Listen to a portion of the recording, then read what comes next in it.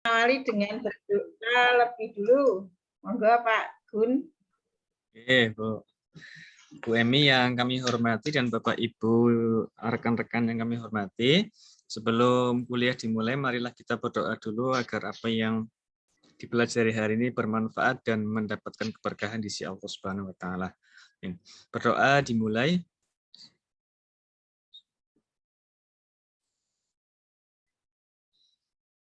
Berdoa selesai. Terima kasih Pak Gun. Monggo Bapak Ibu langsung saja apa yang sudah dirangkum dari apa yang sudah saya beri untuk menambah wawasan Bapak Ibu.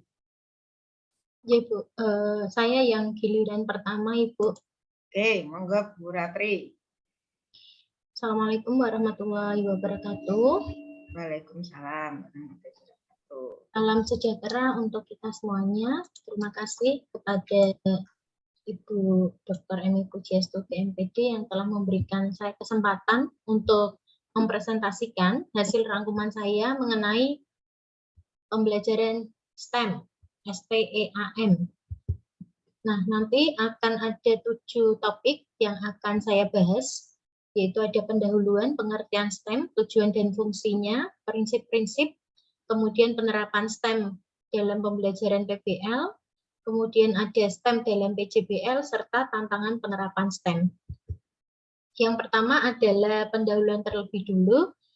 Pentingnya penerapan pembelajaran STEM di berbagai level pendidikan bermula dari tantangan dunia kerja abad 21 yang membutuhkan kualitas sumber daya manusia di bidang STEM. Di sini ada kebutuhan abad 21, di mana kehidupan dan karir itu akan... Suaranya. Halo? Ji Bu, di tempat saya juga sama. Sinyalnya jelek, suaranya hilang. Pas menghilang ini Bu. Nah ya, suaranya hilang Bu Ratri. Tes, suara saya ada Ibu. Hilang tadi. Oh, tadi hilang, J. Mohon maaf Bu. Saya lanjutkan, J.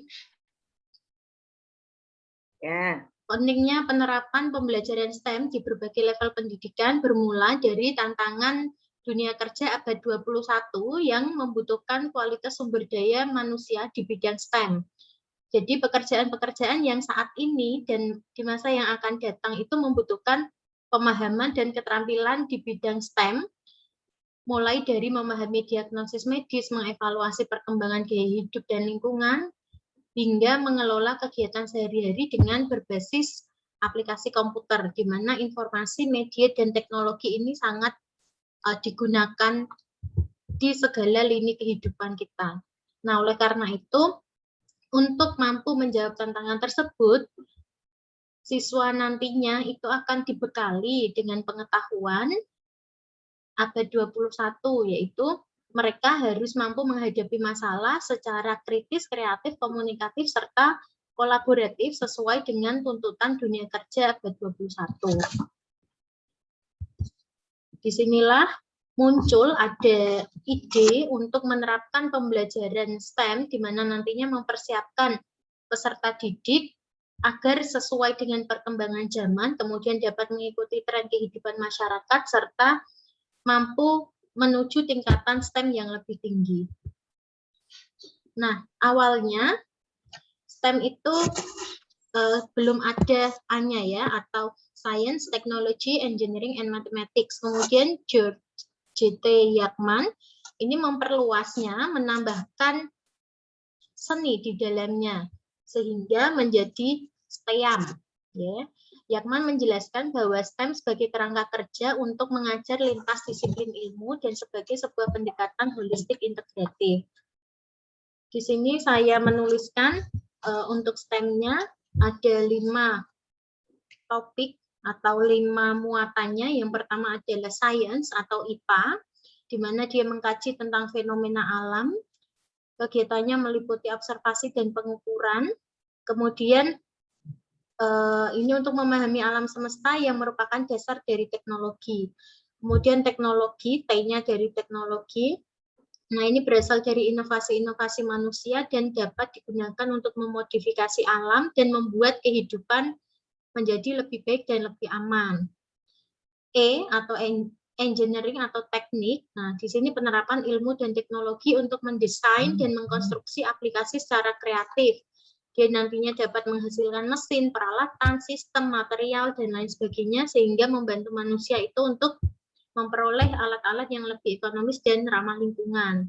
Hanya art atau seni, di mana ini merupakan keahlian untuk membuat suatu karya yang bermutu, dan M-nya mathematics adalah ilmu tentang pola-pola dan hubungan. Dia akan menyediakan bahasa bagi teknologi IPA dan teknik. Kemudian bagaimana praktik STEM di Indonesia? Ada 3 pendekatan STEM ini ya. Kalau di Indonesia itu STEM masih diterjemahkan secara terpisah dan dijadikan acuan di bidang studi tersendiri yang memiliki karakteristik tertentu. Ada 3 pendekatan. Yang pertama adalah praktek STEM dengan pendekatan terpisah atau silo. Di sini praktek pembelajaran dengan silo, setiap disiplin STEM diajarkan secara terpisah untuk menjaga domain pengetahuan dalam batas-batas dari masing-masing disiplin.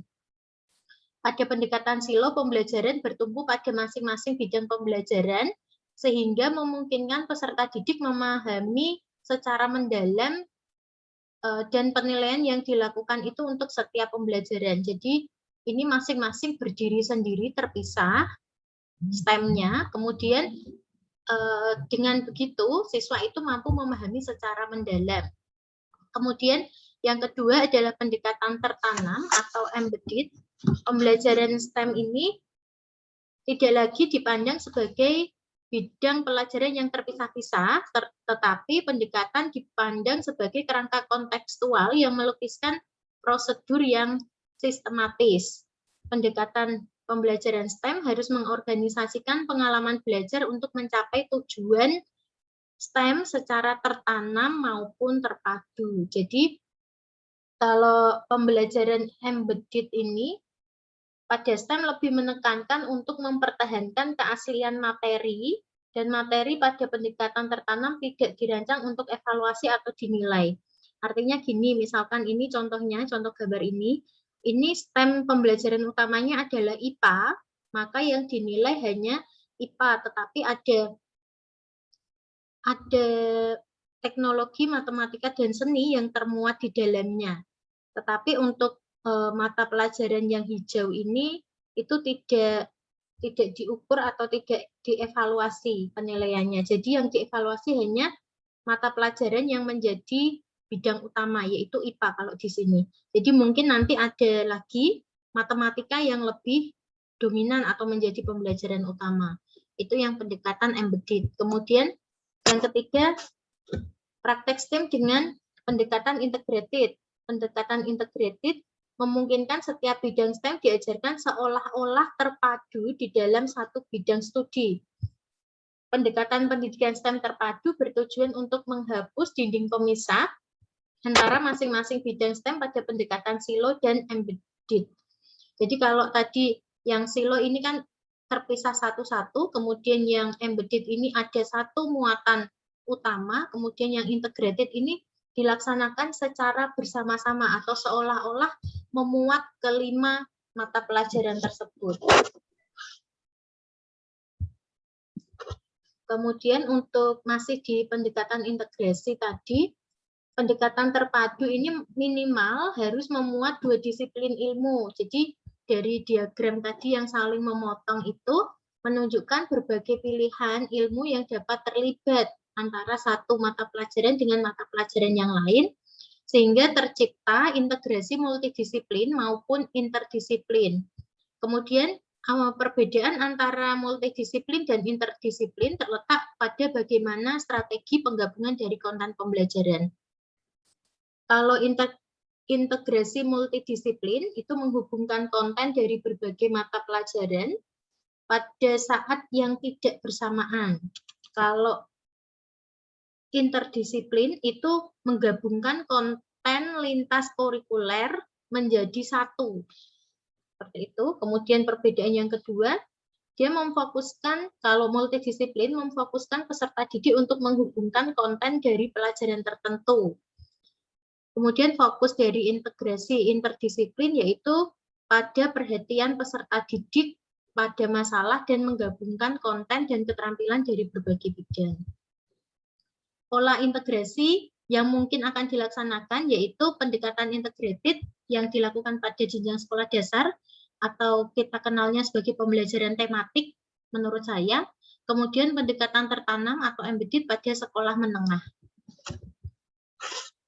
Ini adalah definisi dari pembelajaran STEM, yaitu suatu pendekatan pembelajaran interdisipliner yang inovatif di mana IPA, teknologi, teknik, seni, dan matematika diintegrasikan dengan fokus pada proses pembelajaran pemecahan masalah. Kemudian yang ketiga, poin yang ketiga yaitu tujuan dan fungsi STEM. Mohon maaf, ini belum saya hapus. Tujuannya ada 5. Yang pertama adalah mendukung 4C keterampilan dasar, yaitu critical thinking, creativity, communication, and collaboration. Kemudian yang kedua, untuk menjawab tantangan dunia kerja abad 21. Yang ketiga adalah menumbuhkan keingintahuan, keterampilan kognitif, penalaran berbasis bukti, pemahaman, dan apresiasi. Yang keempat, dapat meningkatkan berpikir kritis, menghargai kearifan lokal, dan leluasa di dalam melakukan eksplorasi. Yang kelima, mengasah literasi STEM pada peserta didik. Nah, literasi STEM adalah ini ya, jadi pada masing-masing bidang ada sains, ada literasinya sendiri, kemudian teknologi juga, dan sampai ke literasi matematika. Dengan menerapkan pembelajaran STEM, diharapkan nanti bagi peserta didik literasi STEM akan berguna dalam perkembangan kehidupannya, dan bagi pendidik, bagi guru, literasi STEM bermanfaat menunjang kinerja, mendidik generasi yang kompetitif dan kolaboratif. Jadi dengan pemanfaatan literasi, dengan pemanfaatan STEM, tidak hanya meningkatkan salah satu literasi saja, tetapi ada langsung 5 literasi yang dapat ditingkatkan. Kemudian yang keempat adalah prinsip-prinsip pada pembelajaran STEM. Yang pertama adalah prinsip perhatian dan motivasi. Yang kedua adalah prinsip keaktifan. Yang ketiga prinsip keterlibatan langsung. Yang keempat prinsip pengulangan. Kelima prinsip tantangan. Kemudian keenam prinsip balikan dan penguatan. Dan yang ketujuh prinsip perbedaan individual, di mana prinsip ini harus dipegang kuat oleh pendidik jika mau menerapkan pembelajaran STEM di dalam kelas. Topik yang kelima yaitu pembelajaran STEM dengan menggunakan model problem based learning. Untuk sintaknya ada 5, jadi sintaknya masih menggunakan PBL, tetapi dia berbasis STEM. Yang pertama adalah orientasi masalah, jadi di sini pendidik memulai dengan menjelaskan tujuan dari pembelajaran, kemudian proses pembelajaran yang akan dilakukan, dilanjutkan dengan motivasi. Nah, khusus pada konteks pembelajaran dengan pendekatan STEM, tujuannya harus mengacu pada literasi STEM dan mendukung kemampuan abad 21. Jadi masalah-masalah yang diberikan tentunya berbeda dengan masalah yang rutin. Kemudian tahap yang kedua yaitu mengorganisasi peserta didik. Di sini pendidik membantu peserta didik mendefinisikan dan mengorganisasikan tugas belajar.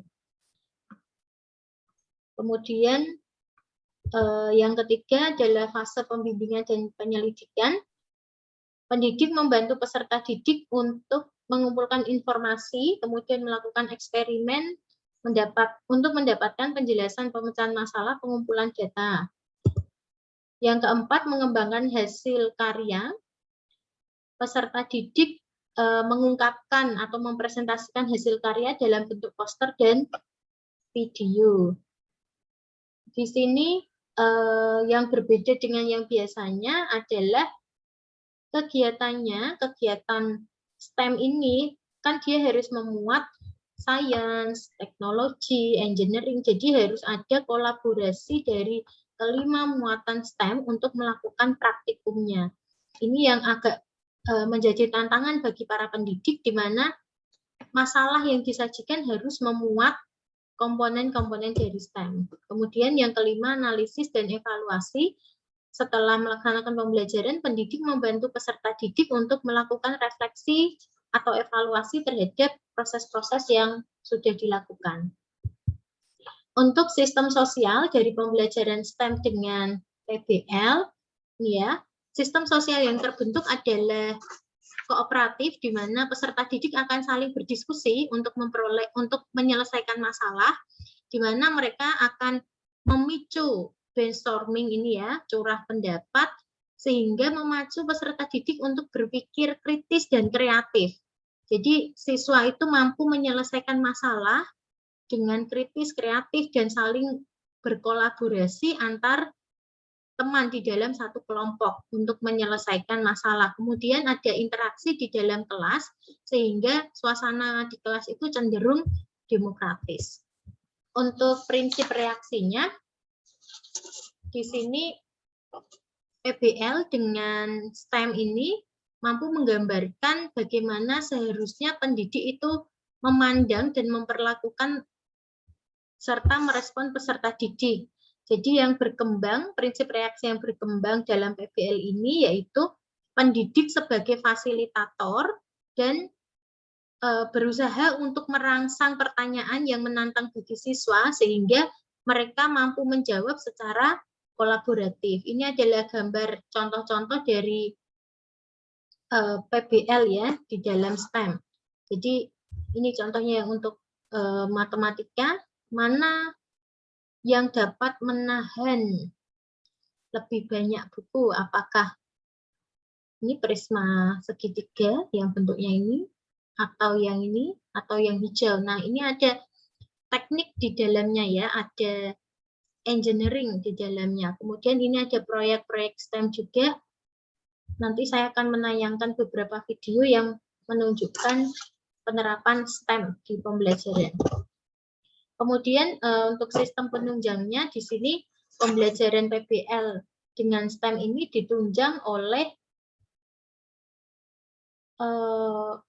pemilihan sumber belajar yang variatif, misalkan gambar, video, maupun tamu. Tamu di sini bisa menyajikan masalah sesuai dengan pakat atau bidangnya masing-masing. Kemudian dampak instruksional dari PBL ini, yaitu dia mampu meningkatkan pemahaman, mampu melaksanakan transfer pengetahuan, meningkatkan keterampilan berpikir kritis, serta memecahkan masalah dan kemampuan komunikasi.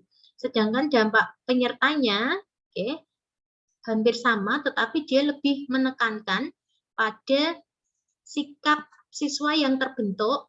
Nah, setelah menyelesaikan masalah, maka siswa ini akan memiliki sikap yang terbentuk tidak hanya digunakan untuk menyelesaikan masalah pada saat pembelajaran, tetapi harapannya untuk menyelesaikan masalah sehari-hari.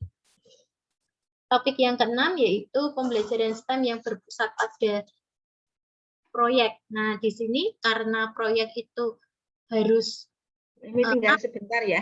Oh, nggih, Bu. Diteruskan ya. Oh, nggih, Bu.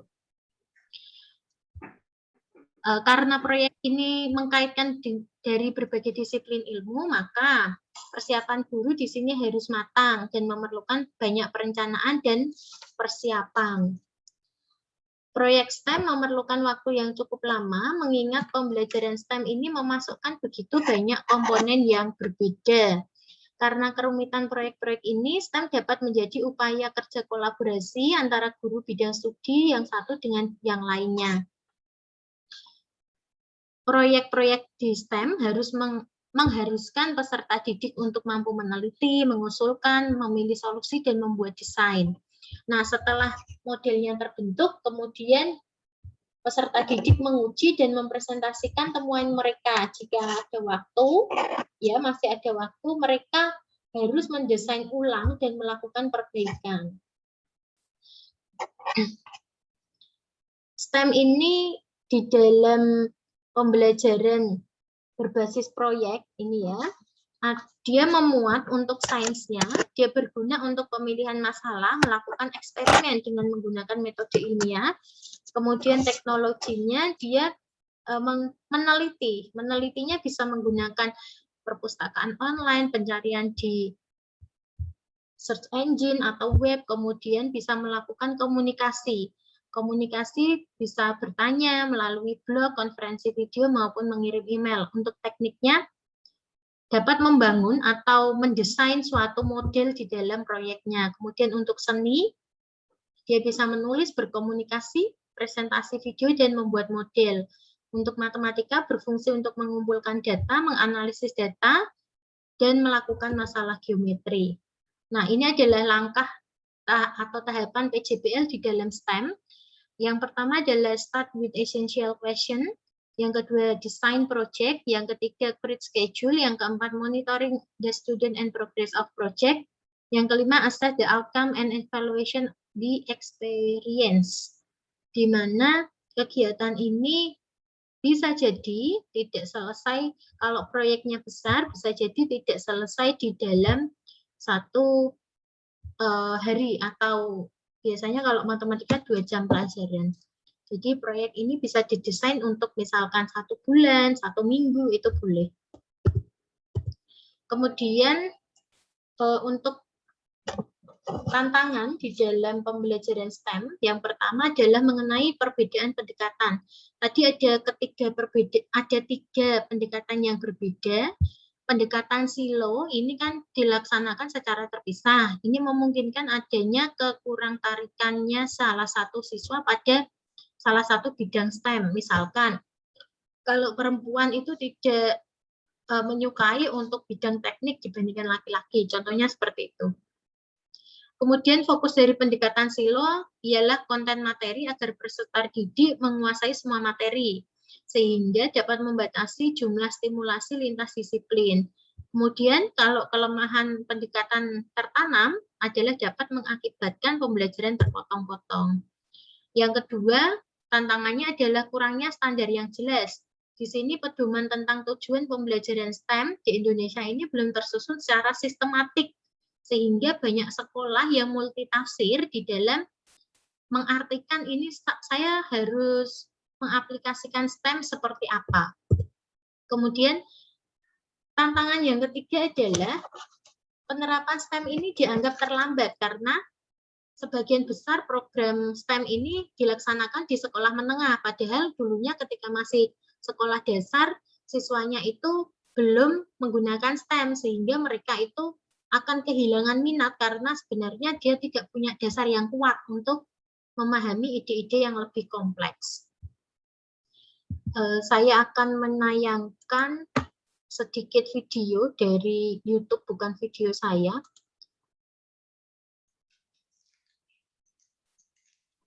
Ini tidak bisa ya kalau menayangkan video ini.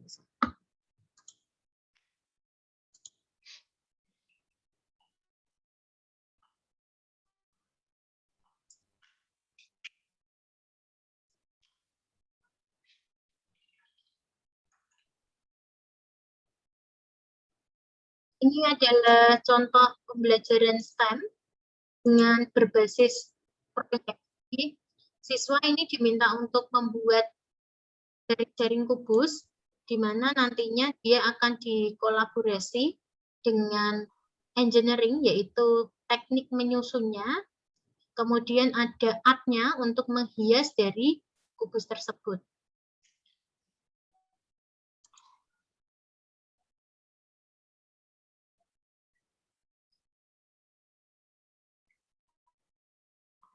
Suaranya nggak kedengaran. Oh, iya, Bu.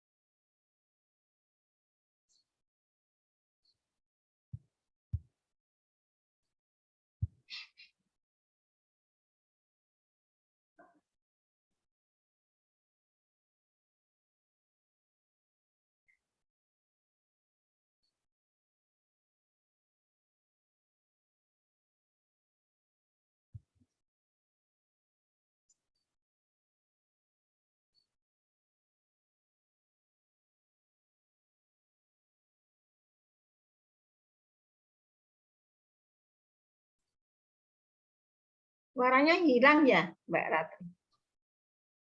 Suaranya nggak kedengaran.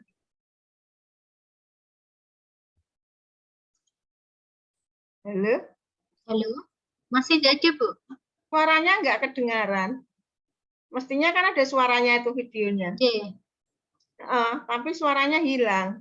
Oh gitu, berarti enggak. Yang lain-lain gimana? Mendengar suaranya nggak? Nggak ada, Bu Sama. Iya. Mestinya Nggak ada. ada suaranya video itu. Oke. Saya jelaskan aja ya. Jadi ini Maksudnya kalau ada suaranya kan menarik ya. Ini sudah kapan? Jadi di saya ada suaranya, Ibu, tapi mungkin Iya. teknisnya enggak bisa masuk. Ini nggak ada suaranya. Jadi, siswa merancang, kemudian menyusun menjadi bangun ruang dan menghiasnya. Jadi artnya masuk di sini. Matematiknya dia menggunakan jaring-jaring bangun ruang. Coba di audio setting, Bu. Mau diulangi lagi? Nggak perlu ya, saya rasa ya. Tidak perlu, nanti di share videonya, di share. Ya, Bu. Nah, bisa di grup sehingga nanti Bapak Ibu Bisa lihat linknya. bisa melihat dan mendengarkan suaranya. Saya mau menampilkan satu lagi. Ini kemarin saya ke sekolah, guru di sana sharing mengenai RPP. Nah, di sini dia berbasis STEM. RPP-nya tugas proyek untuk mata pelajaran. Itu apa? Itu apa? Itu tadi anunya, silabusnya. Apa tugas proyeknya yang tadi? Yang ini tugas proyeknya, Ibu. Ini apanya nih? Ini tugas proyeknya. Jadi dia kolaborasi antara matematika dan IPS, Ibu. Bentar, Bu, saya besarkan lagi. Bisa saja itu dibuat ya, matematika tapi dikaitkan ilmu lain. Jadi kalau ini embedded, Ibu. Jadi Nah, ya. materinya relasi dan fungsi. Jadi nanti yang matematika itu relasi antara ibu kota dengan nama negara anggota ASEAN. Jadi di sini ada kolaborasi antara kolaborasi antara IPS, yaitu mempelajari tentang anggota-anggota ASEAN, dan matematika itu adalah mempelajari tentang relasi, di mana relasi antara dua himpunan itu, himpunan A adalah nama ibu kota, himpunan B adalah nama negara. Jadi ada relasinya. Jadi bisa belajar IPS dan matematika di satu proyek yang sama. Tapi ini karena dia pakainya daring, maka tugasnya ini dikirim di Google Classroom. Seperti itu. Ini contoh nyata buatan Bapak Ibu guru yang ada di sekolah. Seperti itu, Bu, yang bisa saya sampaikan. Monggo jika ada pertanyaan dari Bapak Ibu yang lain. Monggo teman-teman yang lain. Silakan. Sepertinya izin bertanya, Bu Ratri. Iya, Bu. Ini silakan. Sedikit ya. Tadi kan ada STEM dalam PBL ya, misalnya. Kemudian Bu Ratri kan mengemukakan tadi langkah-langkah yang memang dilalui untuk model PBL, misalnya untuk orientasi masalah. Nah, untuk orientasi masalah, untuk dari segi pendekatan STEM-nya itu, contohnya bagaimana, Bu? Dari setiap tahapan yang ada. Contoh STEM di dalam PBL ya, Bu, ya? Iya. Oke, saya langsung jawab, Nje. Kalau STEM di dalam PBL, di mana itu masalahnya itu ada kaitannya dengan teknik. Jadi dia tidak membuat, kalau proyek kan membuat sesuatu ya. Kalau yang berbasis masalah, diberikan problem yang ada kaitannya dengan tadi science, kemudian teknologi, engineering, art, dan matematika. Tadi yang sudah, bentar saya lihatkan lagi. Bisa dengan etno, kaitkan etno bisa. Ya, Budaya. iya, bisa dikaitkan dengan budaya juga. Nah, misalkan diberi masalah ini, Bu Yeni.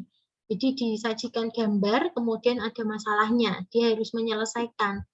Menurut siswa itu manakah gambar, manakah kertas yang dibuat kolom ya yang mampu menahan lebih banyak buku. Tentunya di sini kan dia harus tidak pakai matematika saja ya, tetapi pakai engineering atau teknik, menurut saya seperti itu. Jadi kalau ini tidak membuat tetapi menganalisis Bu Yeni. Seperti itu Ibu menurut saya. Jadi memang bisa juga dikaitkan dengan etnomatematika seperti Bu Emi tadi. Ya. Itu nanti yang mau saya tugaskan di UTS loh Bapak Ibu nanti rancangannya. Oh gitu. Bapak Ibu itu nanti. Doktoran UTS ya Bu. Ya, jadi di UTS itu nanti Bapak Ibu bagaimana merancang suatu pembelajaran termasuk nanti membuat tujuan. Kan Bapak Ibu harapannya kalau nanti S3 bisa saja Bapak Ibu menjadi narasumber gitu ya. Bisa saja menjadi narasumber untuk Bapak Ibu guru di sekolah. Nah, sehingga perlu tahu juga bagaimana untuk rancangan-rancangan yang tentunya didasarkan pada yang sekarang ini sedang dilakukan oleh Bapak Ibu ya, baik itu di pembelajaran abad 21, kemudian STEAM, kemudian TIPEK, bahkan literasi, itu literasi harus literasi digital yang ada 6 semuanya masuk. Ada literasi budaya, literasi teknologi, literasi sosial, dan macam-macam itu harus juga masuk dalam pembuatan perancangan pengembangan ya. Jadi termasuk pengembangan, tidak hanya sekedar merancang tapi ke arah mengembangkan perangkat pembelajaran. Sehingga Bapak Ibu juga harus tahu bagaimana membuat tujuan pembelajaran yang sekarang ini seperti apa. Jadi tidak hanya siswa dapat menganalisis atau menghitung akar-akar persamaan kuadrat, tidak hanya sekedar itu. Terus sekarang sudah tidak Bapak Ibu ya, jadi harus ada ABCD-nya, harus dikaitkan kolaborasi siswa guru, seperti yang ada di dalam buku yang saya berikan ke Bapak Ibu itu ya. Jadi sekarang itu seperti itu. Kemudian menentukan indikator pencapaian kompetensi atau IPK yang harus mengarah ke HOT seperti apa, KKO yang harus dipakai ya. Nah, jadi seperti itu. Jadi apa yang sudah disampaikan oleh Bu Ratri tadi terkait dengan STEAM. Jadi kalau tadi diterapkan STEAM itu kan bisa diterapkan di model apa saja Bapak Ibu. Ya, jadi PBL ya bisa, project bisa. Tetapi kalau ke arah konsep agaknya lebih kurang pas ya, lebih ke arah Tadi itu berarti juga konsep, Bu. Lebih ke arah konsepnya ya konsep yang apa ya? Ya bergantung kepada apa yang akan diterapkan ke Bapak Ibu, tetapi modelnya juga akan mempengaruhi ya. Jadi model itu kan juga harus kita jeli-jelinya menggunakan model apa pada materi apa begitu ya. Jadi kalau lebih ke arah konsep tentunya modelnya bukan PBL dan bukan PJBL ya. Nah, sebaiknya PBL PJBL itu mengarah kepada materi-materi yang mengajak anak untuk kreatif berpikir agak tingkat tinggi begitu ya. Nah, jadi itu lebih kepada kalau DL lebih kepada mengarah kepada konsep. DL pun juga bisa diterapkan dengan STEAM. Jadi STEAM itu bisa dimasukkan di dalam suatu model. Ya. Jadi seperti apa tadi yang dikatakan oleh Bu Ratri tadi ya. Jadi model BL yang berbasis STEM. Seperti scientific ya. Seperti scientific itu bisa masuk di mana-mana. Ya. Nah, tetapi tidak sebaliknya ya. Misalnya metode itu bisa masuk di mana-mana. Ya, jadi model itu lebih luas, ya, hanya lebih luas. Nah, katanya pertanyaan Bu Yeni tadi, ya, berkaitan dengan tadi ya, masalah itu bisa dikaitkan dengan misalnya belajar ambil saja materinya itu tadi apa, misalnya geometri. Geometri kita bisa menggunakan peninggalan-peninggalan sejarah yang ada, ya.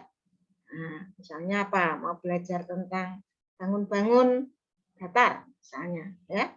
Kemudian diimplementasikan sekaligus untuk mencari luasnya atau apa. Kita bisa mengambil Candi Borobudur juga bisa. Di situ banyak sekali bangun-bangun datar yang ada di reliefnya, misalnya.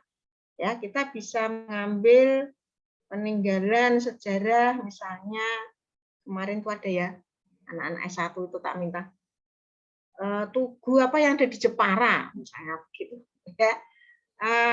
Misalnya lagi Lawang Sewu. Nah, jadi di situ banyak hal-hal yang mengarah ke matematika dengan mengkaitkan budaya-budaya. Jadi tidak hanya sekedar gambar biasa gitu loh, ya.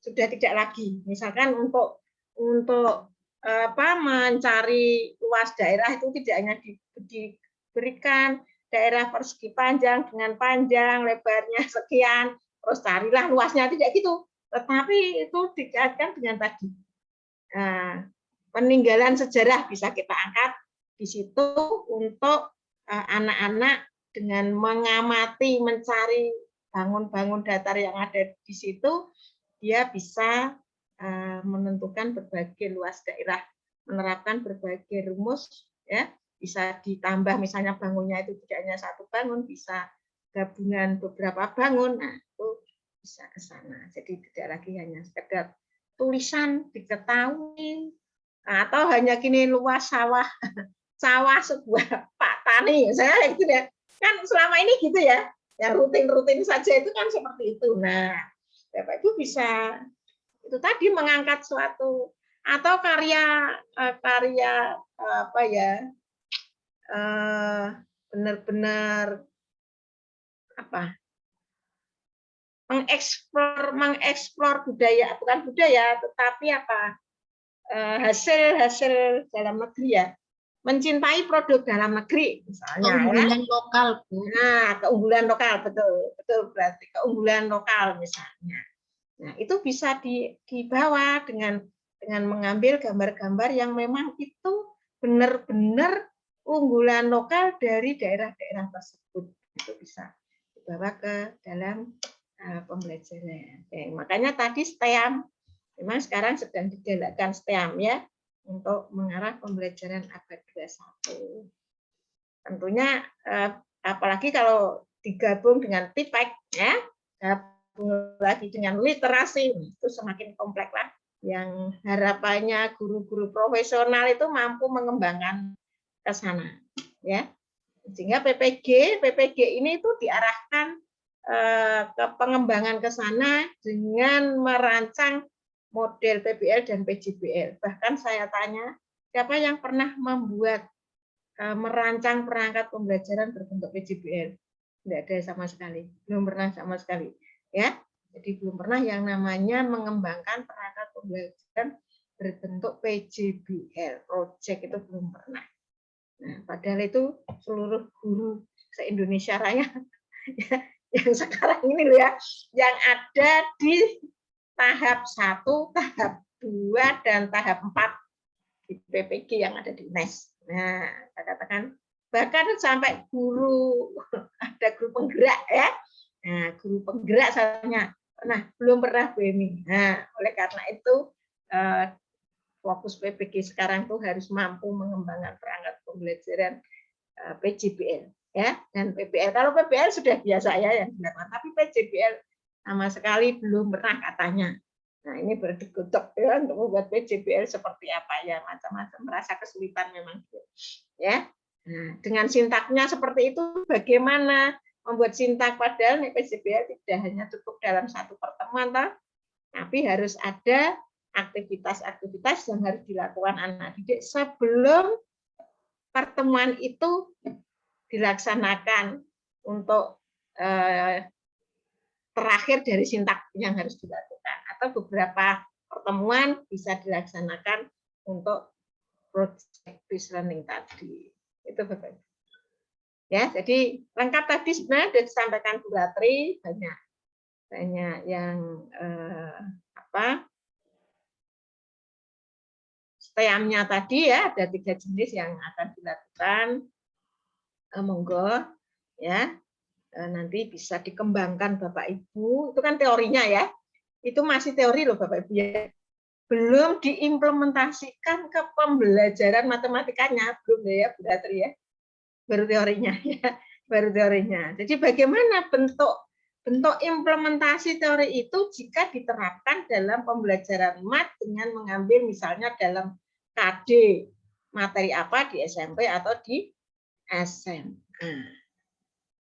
Jadi seperti itu. Apalagi yang Pak Gianto ini kan di yayasan sekolah ya. Tingkatannya apa? Iya Bu, benar. Al-Bahjah. Nah ya, atau Bapak Ibu sebagai dosen yang nanti akan membekali anak didik atau mahasiswa toh? Betul kan? Kan misalnya Bapak Ibu ini dosen ya, akan membekali mahasiswanya yang nanti akan menjadi seorang calon guru atau latihan ke sekolah, walaupun sekarang istilahnya bukan PPL tidak 3 bulan seperti kurikulum yang lalu, tapi hanya 1,5 bulan saja, atau bahkan 1 bulan kemarin ya, 5 minggu. PLP 1 bulan. Ya, PLP hanya 5 minggu saja. Ya, hanya 5 minggu. Ya, karena ganti kurikulum, anak-anak mahasiswa lebih diarahkan keluar ya, sehingga kurikulumnya dimempetke ya dengan mata kuliah digabung-gabung gitu ya. Nah, sehingga banyak perkuliahan yang mestinya dua mata kuliah menjadi satu mata kuliah ya. Seperti itu Bapak Ibu ya. Jadi Bapak Ibu juga perlu pengetahuan ini karena Bapak Ibu juga sebagai dosen ya, sebagai dosen akan mengajari mahasiswanya, yang mahasiswanya itu tentu akan diajari Bapak Ibu bagaimana mengembangkan suatu perangkat pembelajaran atau model pembelajaran yang sedang saat ini, yang sedang diharapkan oleh kurikulum atau dari pihak GTK dalam rangka membuat guru profesional tadi ya, artinya supaya ada perubahan dari sebelumnya. Nah, itu kan anak-anak didik kita juga perlu bekal seperti itu. Mahasiswa saya ya tetap saya beri bekal ya. Jadi supaya perkembangan yang sekarang ini dia juga punya wawasan begitu Bapak Ibu. Nggak ketinggalan gitu loh ya. Nanti kalau PLP itu nggak ketinggalan dengan guru yang ada di sekolah gitu ya, diajak diskusi yang nyambung, bahkan bisa saja yang kita berikan itu lebih baru daripada yang diketahui oleh Bapak Ibu guru, bisa juga seperti itu. Informasi lebih baru daripada yang ada di sekolah. Jadi seperti itu Bapak Ibu. Ini kalau aku cerita terus nanti nggak ada lagi yang tampil ya. Monggo berikutnya. Ya, jadi nanti yang sedikit teori apa yang sudah disampaikan Bu Ratri bisa ditambah juga dengan artikel-artikel lain yang Bapak Ibu gunakan dalam rangka nanti di UTS ya. Nanti UTS-nya tidak Bapak Ibu tak tes ya. Kenapa tuh S3 kok dites pengetahuan ya? Nah, jadi S3 itu harus langsung implementasi ya. Implementasi bentuk nyata dalam bentuk proyek gitu ya. Nah, bergantung nanti bagaimana kreativitas dan inovasi Bapak Ibu, itulah yang akan menjadi penilaian kan begitu ya. Nah, dan hasilnya seperti apa? Jadi tidak tak tes dengan pengetahuan. Ya, kasih soal garap enggak ya? Enggak. Jadi itu. Nah, monggo berikutnya, silakan yang sudah dibuat.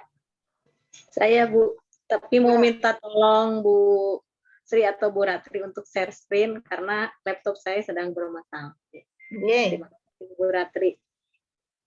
Nah, di sini terima kasih untuk Ibu Emi yang sudah memberikan kesempatan kepada saya dan untuk teman-teman yang lain juga. Di sini saya bagian kedua di di yang modul 3, yaitu tentang pembelajaran berbasis neuroscience. Ya.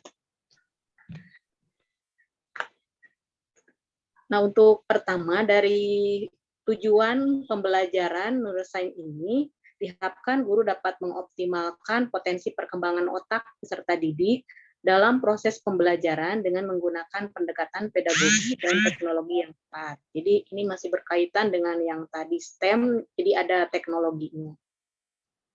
Kemudian untuk yang kedua, di sini guru akan mampu menghantarkan peserta didik untuk memiliki kemampuan memecahkan masalah-masalah yang mereka hadapi secara kritis, kreatif, komunikatif, kolaboratif sesuai dengan prinsip-prinsip kerja otak. Jadi untuk nanti memecahkan masalah berdasarkan kemampuan kognitif yang dimiliki oleh masing-masing peserta didik.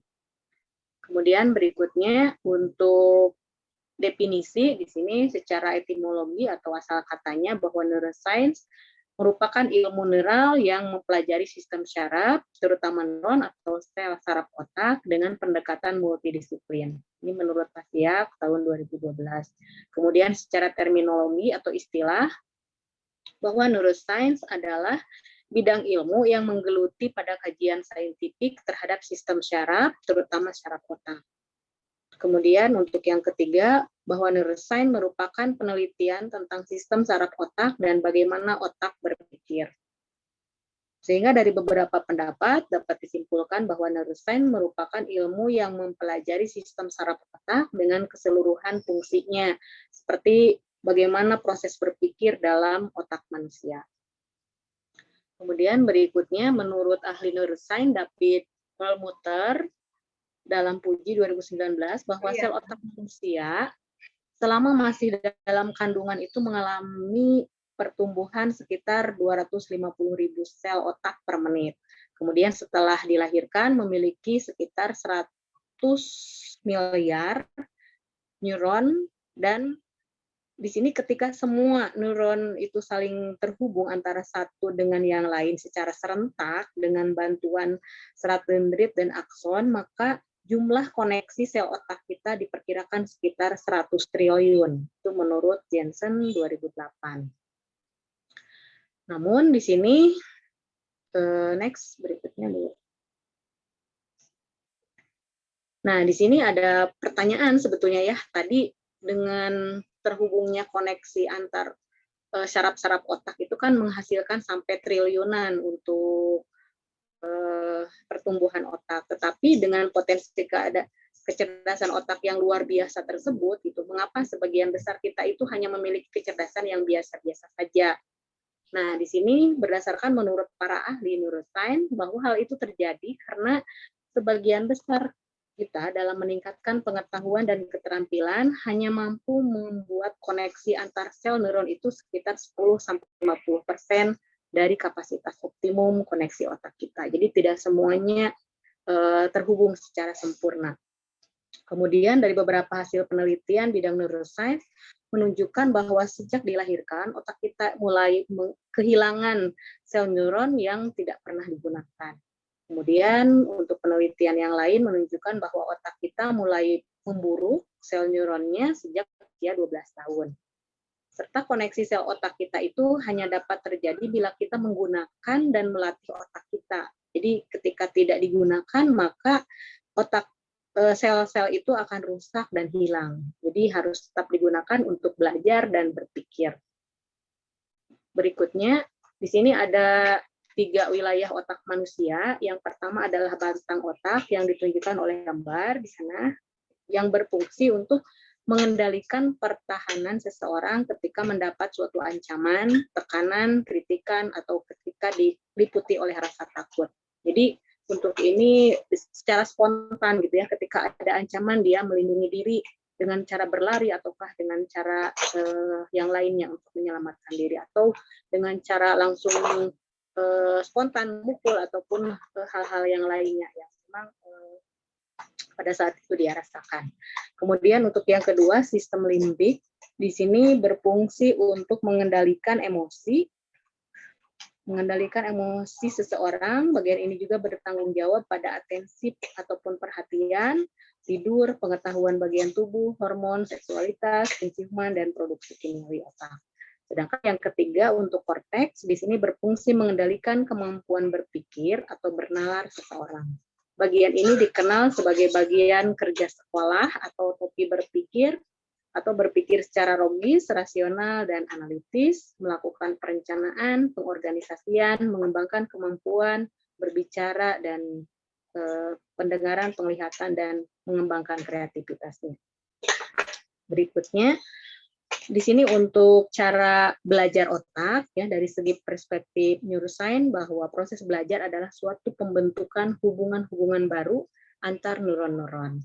Ini belajar merupakan suatu proses membangun dan mengubah koneksi-koneksi dan jaringan-jaringan syaraf. Nah, di sini untuk Yeni, ya Bu, nggak apa-apa ya, saya potong nanti nih saya lupa. ya silakan Bu. Saran masukan aja, ya. Jadi kalau membuat PPT, ini kan banyak ruang kosong ini Bu. Ya. Jadi membuat PPT itu harus ada balan ya, ada keseimbangan antara ruang kosong dengan besarnya tulisan. Ini tulisannya panjenengan kecil-kecil ya. Iya, kecil ya. Iya Bu, terima kasih. Tadi ya. Nah, tadi sudah memberikan contoh PPT yang bagus. Tulisannya tidak kecil-kecil, warnanya juga ya tidak menyolok, tapi ada keseimbangan warna tulisan dengan background-nya. Kemudian cuma tadi ada yang salah tulis ya, berarti berpikir jadi berpikir. Berpikir ya, ada dari mau ora dipisah ya tata tulisnya tadi ya. Saya lupa dari bukunya Bu. ya. Nah, ini kan sebetulnya di ruang kosong itu Bu, banyak sekali tuh yang putih itu Iya. Bu. Nah, ini saran saja. Soalnya nanti kalau Bapak Ibu presentasi di perkuliahan itu kan juga sering ya nanti ya, supaya nanti saat apalah, jadi harus ada keseimbangan tadi. Tulisannya terlalu kecil Bu. Ya Bu, harus belajar lagi Bu, belum Ya. menguasai ini teknik. Ruang kosong yang banyak tidak dimanfaatkan, begitu. Terus itu ada tidak seimbang antara judul cara belajar otak dengan tulisan yang di bawahnya, kan itu terlalu jauh. Ya, jadi gap-nya itu terlalu antara ukuran hurufnya itu jauh sekali. Itu mumpung saya kelingan ya, mumpung saya maaf ya Bu. Iya, terima kasih. Dilanjut.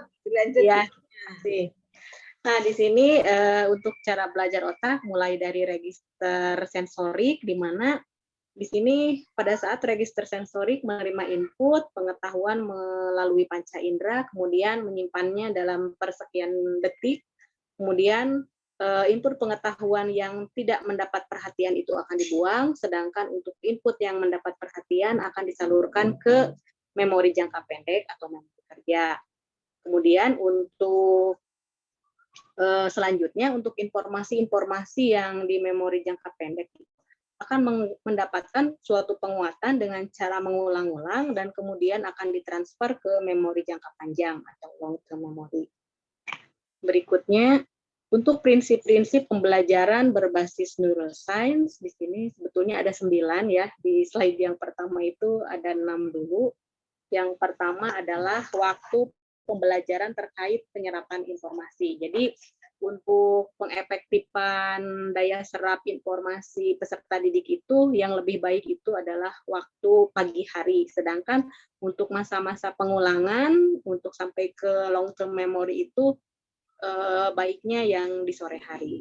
Jadi kadang untuk suatu pelajaran juga di waktu pelajaran matematika misal antara yang di awal dengan yang di akhir itu agak berbeda untuk penyerapan informasinya.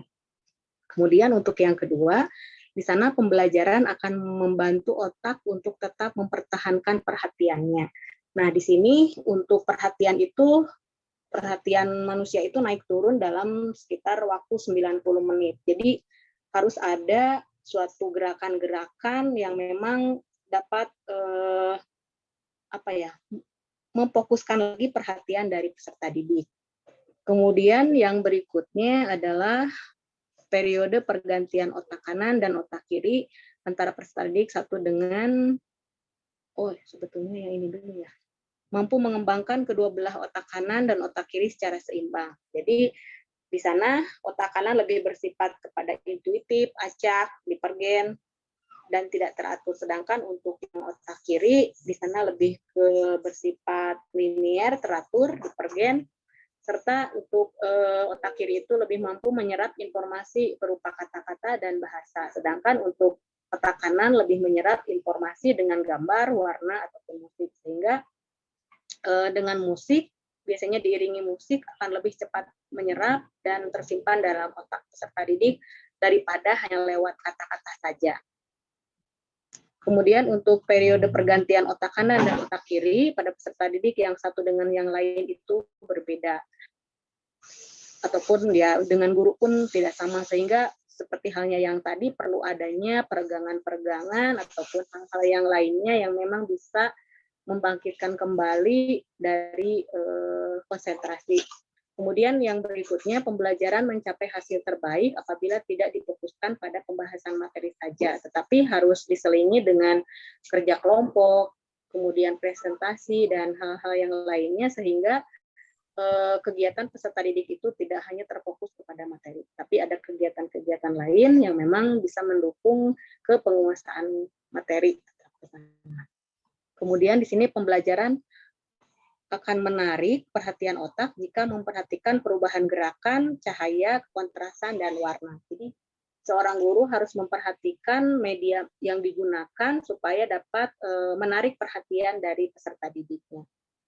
Berikutnya ada 3 lagi, yang berikutnya memperhatikan beberapa faktor lingkungan. Jadi untuk yang ke-7 itu faktor lingkungan sekitar kelas, biasanya dalam masalah suhu ruangan, kemudian pemilihan cat ruangan, desain warna tampilan media, ataupun hal-hal yang lainnya yang memang berhubungan dengan yang mendukung pembelajaran, seperti halnya media dan sebagainya. Kemudian yang berikutnya, peserta didik memperoleh asupan gizi dan nutrisi yang cukup. Jadi untuk sistem kerja otak itu memang harus peserta didik itu ya untuk kegiatan belajar dengan sarapan yang memang bergizi dan hal-hal yang lainnya. Kemudian di sini tingkatkan kondisi emosional positif peserta didik dengan kegiatan-kegiatan yang menyenangkan, humor, pemberian motivasi, dan perhatian personal. Jadi harus dibangkitkan untuk emosional positif agar peserta didik itu lebih senang terhadap pembelajaran yang kita lakukan. Berikutnya, di sini ada tahapan-tahapan pembelajaran berbasis neuroscience. Yang pertama adalah tahap persiapan, di mana tahap ini pemberian kerangka kerja bagi pembelajaran baru dan mempersiapkan otak peserta didik dengan koneksi-koneksi yang memungkinkan. Jadi mengaitkan antara konsep yang sudah diketahui sebelumnya dengan konsep yang akan dipelajari. Oke, ya. Nanti ini teoritik banget ya.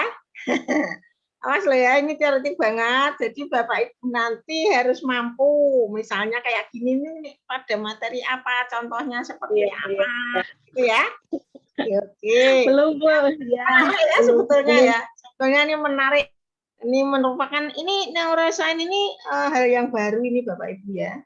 Jadi dan sebetulnya tadi ada semacam lingkungan, itu sebenarnya ada model pembelajaran yang namanya dengan diberi musik.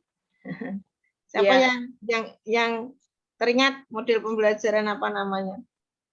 Yang menggunakan orkestra gitu ya, kayak kasih musik. Ada yang itu ada juga penelitian namanya apa? Masih ada yang ingat namanya model pembelajaran apa? Ada namanya itu apa? Teratri kelingan enggak? Ada yang kelingan? Namanya quantum teaching, ya. Oh, quantum teaching. Nah, jadi ada model pembelajaran quantum teaching. Itu model pembelajaran yang anak itu dalam membelajarkan ada musiknya yang mengalun gitu ya, supaya, tapi ya tidak semua bisa.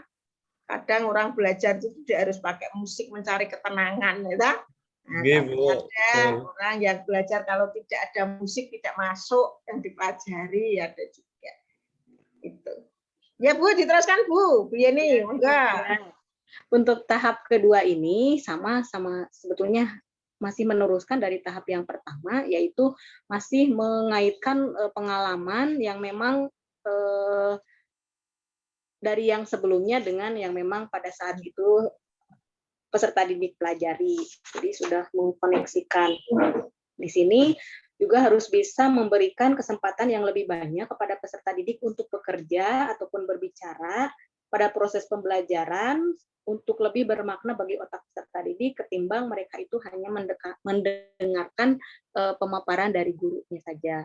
Kemudian untuk tahap elaborasi di sini sudah memastikan bahwa apa yang dikuasai peserta didik adalah ilmu yang benar dan akurat. Jadi peserta didik harus merasa apa yang memang dipelajari itu merupakan suatu kebenaran yang bisa diaplikasikan untuk hal-hal yang lainnya. Kemudian untuk tahap formasi memori, ini tahap keempat ya. Untuk tahap keempat ini disebut sebagai tahap pembelajaran yang merekatkan ikatan koneksi neuron yang lebih kuat. Bahwa di sini sebagaimana pernah dijelaskan di awal, bahwa untuk kondisi pada saat peserta didik itu merasa tertekan, maka untuk kondisi ini merupakan kondisi yang tidak baik untuk otak itu menerima dan merefleksikan materi yang telah dipelajari. Kemudian untuk tahap yang kelima yaitu tahap integrasi fungsional, di mana tahap ini merupakan upaya untuk memperkuat dan memperluas materi pembelajaran. Di mana di sini dapat dilakukan suatu upaya dengan menerapkan metode pembelajaran secara bervariasi, kemudian dikondisikan dengan peserta didik untuk bisa menyampaikan apa yang telah dipelajari itu ke temannya, kemudian dapat merepresentasikan peta konsep yang memang dipelajari di tahap sebelumnya, sehingga nanti akan memunculkan tanya jawab ataupun diskusi dan saling mengevaluasi satu dengan yang lainnya. Mungkin ini yang terakhir Bu untuk rangkuman saya yang sudah dirangkum dari kegiatan pembelajaran 2 ini dari modul 3. Terima kasih untuk tadi sudah memberikan kesempatan, dan terima kasih Ibu untuk memberikan masukan-masukan terhadap apa yang sudah saya kerjakan. Oke, terima kasih Bu Yeni. Bapak Ibu yang lain ada masukan saran atau apa dari modul 3 yang sudah saya bagikan bukunya, ya, modulnya. Bapak Ibu sebetulnya bisa menambah-nambah yang lain juga boleh, tidak hanya bersumber dari modul itu saja. Ada Bapak Ibu? Saya, Bu. Pak Gun, monggo Pak Gun. Bu Yeni, ya, izin bertanya ya, Bu. Iya, Pak Gun. Ini kok saya keinget kalau materi ini keinget mata kuliah psikologi kognitif ya, Bu, jadinya ya. Iya. Yang dulu saya sempat memaparkan di Pak Dwi itu yang pemrosesan informasi ya, Bu, ini ya. Ini saya melihat ada long term memory sama short term memory ya. Berarti ini sepertinya berkaitan dengan tahapan pemrosesan informasi. Nah, bagaimana implementasi tahapan-tahapan tadi yang Bu Yeni sampaikan tadi itu memunculkannya di pembelajaran itu seperti apa ya, Bu? Kalau misalkan saya ingin apa ya? Ingin memanggil konsep itu gimana ya, Bu? Apa instruksinya seperti apa ya, Pak? Tahapan itu muncul di pembelajaran itu yang seperti apa ya, Bu, tahapan tadi ya? Ini perlu pemikiran yang dalam. Iya. Ya, sepertinya, Bu. Tapi itu yang gini aja supaya hari ini teman-teman semuanya bisa tampil ya. Ya, harapannya kan apa yang sudah dibuat bisa disampaikan ke Bapak Ibu semua ya. Iya. Tadi saya katakan bahwa ini sifatnya teoritis. Semua teoritis tadi ya. STEM ya teoritis, neuroscience ya teoritis. Tapi kan nanti Bapak Ibu itu harus mampu mengimplementasikan secara nyata, gitu loh ya. Mengimplementasikan secara nyata dalam pembelajaran matematika dengan mengambil salah satu KD dari tingkatan SMP atau SMA. Ini tadi saya katakan bahwa pengembangan pembelajaran ini memberikan modal Bapak Ibu, karena Bapak Ibu juga sebagai dosen nanti akan memberikan ilmunya kepada mahasiswa berkaitan model-model pembelajaran atau pembelajaran abad 21 yang memang harus diketahui oleh seorang guru profesional yang harus dikembangkan, yang nanti menjadi bekal mahasiswa Bapak Ibu gitu ya. Ya, jadi itu intinya dalam perkuliahan. Jadi tidak hanya untuk Bapak Ibu sendiri, tetapi juga untuk mahasiswanya. Kalau untuk Bapak Ibu sendiri, Bapak Ibu untuk keperluan S3 ya, tentunya bisa melahirkan suatu model pembelajaran yang baru ya. Karena untuk pengembangan ya, bisa melahirkan model pembelajaran yang baru yang didasarkan pada hasil-hasil penelitian atau artikel-artikel yang ada, dan model pembelajaran baru yang diciptakan Bapak Ibu benar-benar baru ya, tidak ada di mana-mana ya. Jadi murni ide Bapak Ibu, model ini adalah misalnya model pembelajaran ratri. Tapi ya jangan model pembelajaran ratri, jangan gitu ya. Model pembelajaran Yeni, ya jangan Yeni, mungkin nama apa yang itu bisa sesuatu baru yang belum ada di dunia, gitu ya. Nah itu harapannya bisa menciptakan seperti itu ya. Nah tapi itu tadi nanti bisa dipikirkan ya implementasinya ya Pak Gun ya. Disimpan saya Pak Gun ya. Saya angin nih mikirin kok ya, perlu perenungan itu ya. Nah, yang lain dulu sekarang setelah Bu Yeni, monggo Pak siapa dulu, Pak Gun dulu ini atau Bu Sri? Ya. Ya. Bu Sri, Bu. Sri, monggo Bu Sri. Hari ini harus tampil semua ya, supaya unjuk kerjanya kelihatan apa yang sudah dibuat. Izin share ya, Bu. Ya, monggo. Dipikirkan perlu perenungan ya untuk mengembangkan ke implementasi ke materi-materi.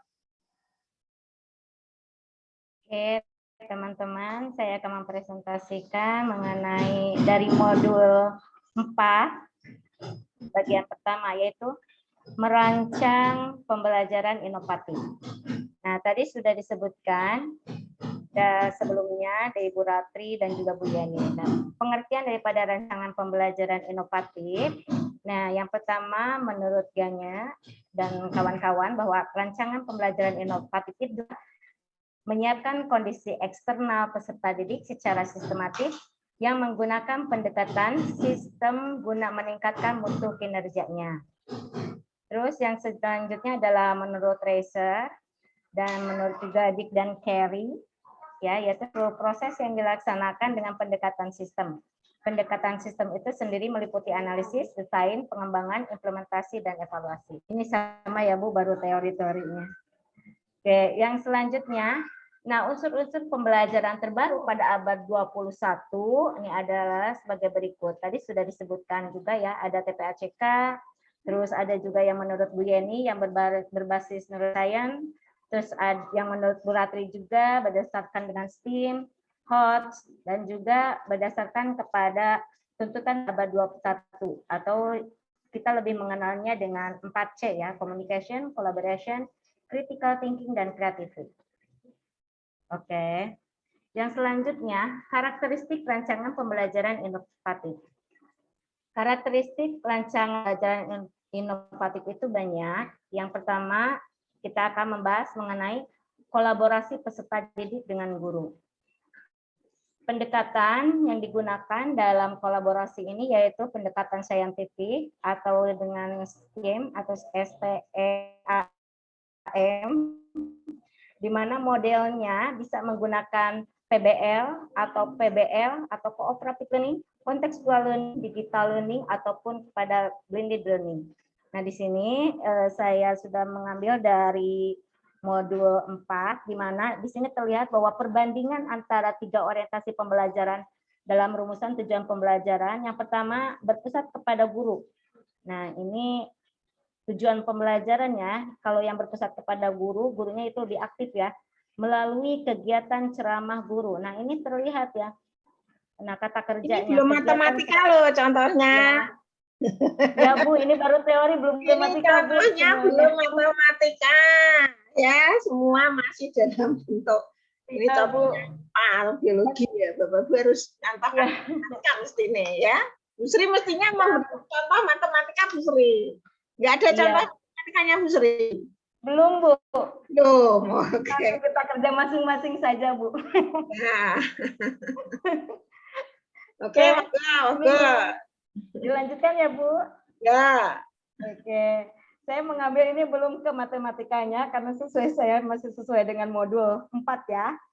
Nah, ini berpusat kepada guru, gurunya aktif ya, kegiatan ceramah guru. Terus yang kedua, guru memaparkan materi secara lisan, kayaknya harusnya ini lisan ya, ini lesan. Oke, ini kelihatan kalau kata kerjanya itu bahwa yang aktif di sana adalah guru. Terus ada juga berpusat kepada peserta didik. Nah, jadi tujuan pembelajarannya terlihat mengamati.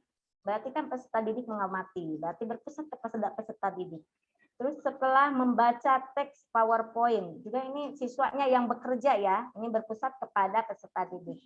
Nah, sedangkan tuntutan di abad 21 itu adanya kolaborasi antara guru dan peserta didik, di mana di sini kolaborasinya siswa dan guru berdiskusi. Nah, siswa dan guru berdiskusi ini terlihat ya kata kolaborasinya, berdiskusi. Nah, yang kedua, setelah bermain peran bersama guru, bermain peran bersama guru, ini juga kolaborasi terlihat ya antara guru dengan si siswa. Nah, itu karakteristik yang pertama yaitu kolaborasi peserta didik dan guru. Yang selanjutnya berorientasi kepada HOTS. Nah, Pak Gunawan itu paling senang dengan HOTS ya. Di mana ini tidak bisa dipungkiri lagi ya menurut Essen bahwa dalam HOTS itu ada, kalau di sini ada 4 tingkat ya Pak Gun. Nah, ada mengingat yang pertama C1, C2, C3 ini masih LOTS ya, lower order thinking skill. Dan dari C4, C5, C6 ini sudah kepada HOTS ya. Di mana kata kerja operasionalnya bisa kita mengikuti ya. Misalkan kalau LOTS itu menyebutkan, mendaftar, menjelaskan, menerima, menggunakan. Sedangkan kalau dengan HOTS itu sudah lihat siswa itu mulai berpikir lebih jauh ya, membandingkan, memeriksa. Jadi daya nalar siswa itu sudah lebih jauh daripada dengan LOTS ya, yang hanya menjelaskan. Oke, selanjutnya ini ada contoh penerapan HOTS dalam indikator pencapaian kompetensi. Nah, ini contohnya bahasa Indonesia ya. Mohon maaf ini saya belum kepada materi matematikanya ya. Oke, dilihat dari kompetensinya di sini HOTS-nya. Ya kita kait-kaitan saja ya.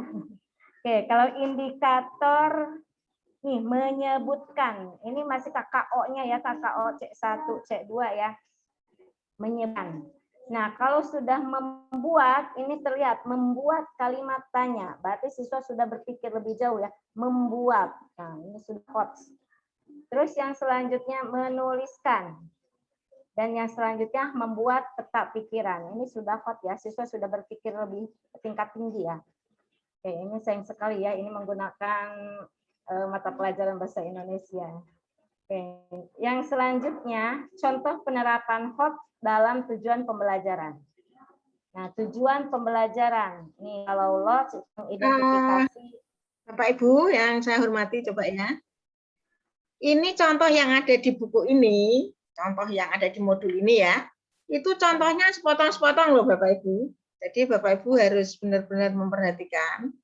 Jadi coba tadi kan juga ada contoh tujuan pembelajaran. Yang tadi ya, yang pertama tadi ya. Tujuan contoh pembelajaran yang pertama tadi itu lebih ditekankan kepada kolaborasi antara siswa dan guru. Ya, lebih ditekankan ke sana. Sana tadi belum ada hot. Ya, belum Perlu Bu, baru diperhatikan. kolaborasi. Ya, apakah Ya, ya. tadi sudah ada hot di sana dalam pembuatan tujuan pembelajaran? Di manakah hotnya? Belum Tidak Bu. dibahas, gitu ya. Iya Bu. Ya, Kemudian dalam membuat tujuan pembelajaran itu harus minimal ABCD. Apa Bu Sri? ABCD Bu Sri? ABCD apa Bu? Audiens, pihak Nah, nggak di tahu apa itu behavior, ABCD. Abjad ABCD, gitu ya. condition, iya, Behavior, audiens, ya behavior, B-nya behavior. C-nya itu condition, D-nya itu apa ya? Apa Pak? Development. Dilihat tuh. Apa? Degree. Oh Degree, iya Pak. benar, degree. Nah, itu harus tahu Bu Sri, ya. Ya Bu, ya. Nah, Bu Sri masih belum perso itu ya. Ya, belum baca Bu Jadi, ya. jadi Bapak Ibu jangan melihatnya sepotong-sepotong, walaupun di situ dikatakan nanti sepotong-sepotong. Jadi nanti untuk membuat tujuan pembelajaran yang memenuhi semuanya, itu yang harus seperti apa? Ya ada hotnya, ya ada ABCD, ya berkolaborasi guru dan siswa, ya ada PPK-nya, gitu Bu nanti Bu. Karena ini Ya, ya. penjelasannya sepotong-sepotong ya.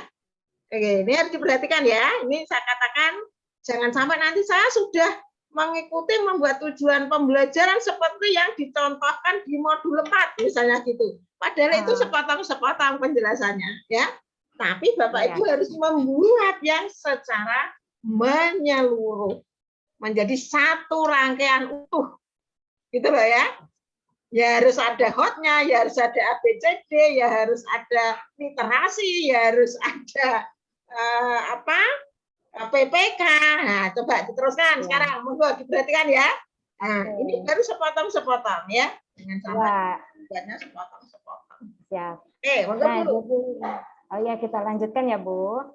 Jadi saya memberikan contohnya itu yang berkenaan yang pertama karakteristik kolaborasi seperti apa. Terus yang kedua berdasarkan kepada HOTS itu seperti apa ya. Dan yang selanjutnya, nah ini bagaimana cara penerapan HOTS dalam deskripsi kegiatan pembelajaran. Nah di sini ada kegiatan intinya, biasa ya kegiatan penutupnya. Di mana di sini juga masih ini ya. Kalau dalam kegiatan intinya ada apa saja yang tergantung yang masuk ke dalam HOTS ini ya, membuat peta pikiran. Nah, ini masuk kepada HOTS. Mengidentifikasi. Nah, ini termasuk kepada LOTS ya. Yang kedua, yang selanjutnya dalam kegiatan penutup, adanya refleksi kesimpulan. Nah, ini KKO dalam HOTS ya, refleksi. Nah, ini juga sama ya, menganalisis. Nah, ini juga sama ya, KKO-nya kepada HOTS. Itu karakteristik berdasarkan kepada penerapan HOTS. Yang selanjutnya, karakteristik pembelajaran abad 21 itu yaitu adanya pengintegrasian teknologi informasi dan komunikasi atau ICT. Nah, contohnya dalam integrasi ICT dalam tujuan pembelajaran, kita bisa membedakannya ya, yang menggunakan ICT atau yang memadukan ICT dengan yang tidak memadukan ICT. Yang tidak memadukan ICT dalam karakteristik pembelajaran itu 2001 abad 21 yaitu dalam tujuan pembelajaran itu ada kegiatan membaca buku teks. Nah, ini terlihat sekali ya.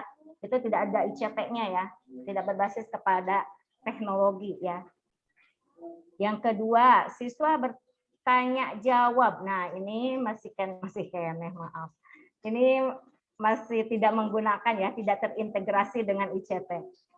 Yang selanjutnya, contohnya memadukan ICT adanya integrasi ini. Mengamati video. Nah, itu sudah terlihat ya, menggunakan ICT terintegrasi. Terus yang selanjutnya dengan PowerPoint. Nah, itu menggunakan ICT ya. Berarti yang karakteristik abad abad 21 dengan mengintegrasi teknologi informasi dan komunikasi. Oke. Coba Bapak Bu perhatikan di tujuan tadi. Kembali ke tujuan Bu Sri. Coba Yang ini, Bu. Bapak perhatikan, ini kan sama-sama tujuan pembelajaran ya. Ya. Tapi di sini tujuannya tuh hanya mengatakan melalui kegiatan mengamati video, nah ini dapat menyebutkan 6 kata tanya dengan tepat. Nah, apakah ini tadi sudah masuk hotnya? Sudahkah masuk ini, masuk hotnya? Nah, itu Bapak Ibu, itu yang perlu menjadi renungan panjenengan. Ya. Ini hanya penekanan di ICT ada video, tetapi ini contoh yang tidak hot, contoh yang tidak menerapkan PPK, contoh yang tidak apalagi, dan tidak apalagi, begitu. Ya. Oke. Ya. Terus selanjutnya Bu. Oke. Tadi Bu Sri membuatnya diurutkan Bu, khusus tujuan pembelajaran. Tujuan. Ini kan di bukunya kan molak-malik. Ya, Ya, bukunya molak-malik ini urutannya ya. Tidak. Maksudnya tujuan terus tujuan gitu. Oh, tujuan dikaitkan ini, oh tujuan dikaitkan di modulnya memang semuanya disatukan gitu, Bu. Nah, Jadi sebetulnya saya bisa itu satu-satu membuat ini diruntutkan begitu loh ya, sehingga membahasnya tujuan, terus membuatnya apa? KBM-nya gitu ya. Ya tapi enggak disatukan. mestinya supaya enggak lompat gitu loh ya. Iya. Nah, oke. Ini Jadi kembali saya hanya Jadi saya hanya sebagian ya. Menurut karakteristik pengintegrasian berarti begini gitu. Kalau ini ya Bu ya. Ya, dibuat rodok kreatif sih Bu. Dengan persis. Ya, oke. Monggo selanjutnya. Ini kembali lagi ke kegiatan pembelajaran toh? Kan menjadi untuk mengkonstruksi tadi jadi tidak pas karena molah-malik. Ya, tujuan kegiatan, balik tujuan, balik kegiatan. Oke, sekarang kegiatan, monggo. Ini berkaitan dengan apa? Penerapan ICT. Yuk. Ya, dalam penerapan ICT, integrasi ICT dalam deskripsi. Nah, non-integrasi ICT ini seperti ini ya Pak, Bu. Yang tidak mengintegrasikan. Siswa menyimak penjelasan guru tentang kata tanya di papan tulis dan buku siswa. Ini sudah terlihat sekali ya. Di papan tulis, nah ini tidak terlihat ya integrasinya ya. Kalau yang seperti yang ini, ya kita bisa membayangkan ya pembelajaran tayangan PowerPoint, ya PowerPoint sama mengamati. Kalau mengamati ini sudah termasuk hot sih Bu. Oke, itu integrasi dalam kegiatan pembelajaran. Yang selanjutnya, karakteristik pembelajaran abad 21 itu, yang keempat, berorientasi pada keterampilan belajar dan mengembangkan keterampilan abad 21, yaitu dengan 4C. Ya, di mana 4C itu communication, collaboration, creative. Oke. Yang ini ada tabel integrasi ICT dalam kegiatan pembelajaran ya. Nah, di sini dilihatnya 4C-nya itu di sini ya. Siswa bersama-sama dengan guru membuat kalimat tanya yang tepat berdasarkan teks dari media PowerPoint. Nah, ini ada integrasi antara ICT dengan keterampilan abad 21 ya. Nah, di sini juga hotnya terlihat. Oke, ini karakteristik nomor 4. Sedangkan karakteristik yang nomor 5, mengembangkan kemampuan literasi. Deskripsinya dalam kegiatan pembelajarannya, siswa menyimak penjelasan guru melalui media pembelajaran tayang.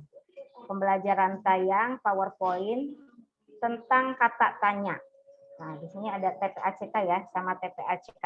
Nah, menyimak penjelasan melalui media pembelajaran tayang. Nah, ini literasi ya, karena membaca digital, literasi digital kalau yang ini. Sedangkan yang bawah juga sama ya, yang tepat berdasarkan teks dari media PowerPoint. Nah, itu yang kelima ya.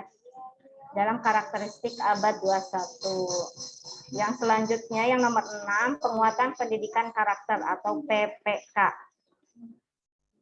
Ini balik lagi ke tujuan lagi toh. Iya, Bu. Ya, Ya kan jadi Disatukan ya, Bu. mulai tidak satu paket tujuan KBM gitu ya. Oke, monggo ya. Ya. Oke, dalam penguatan pendidikan karakter P2K ya, karakteristik abad 21 itu bisa dilihat di tujuan yang nomor 4 ya. Memilih kata. Siswa dapat menentukan kata yang tepat sesuai gambar anggota tubuh secara teliti. Nah, nilai PK-nya terlihat secara teliti. Berarti teliti ya, ada penguatan karakternya ini ya. Yang nomor 5, melalui demonstrasi, siswa dapat menerapkan aturan sebelum, saat, dan sesudah makan dengan sikap kemandirian dan kedisiplinan. Ini penguatan karakternya ya dari mendisiplin. Dan yang nomor 6, sama ya, dari mandiri, sikap kemandirian. Nah, ini PK-nya terlihat ya, mandiri. Selanjutnya ini dalam kegiatan PPK ya, penerapan unsur PPK dalam deskripsi kegiatan pembelajaran. Dari kegiatan pendahuluan. Oke, guru bersama siswa saling memberi dan menjawab salam. Coba Menyampaikan Ibu amati. Coba di situ adakah ICT di situ? Pakai ada ICT-nya enggak? Di dalam deskripsi kegiatan. Enggak ada kan?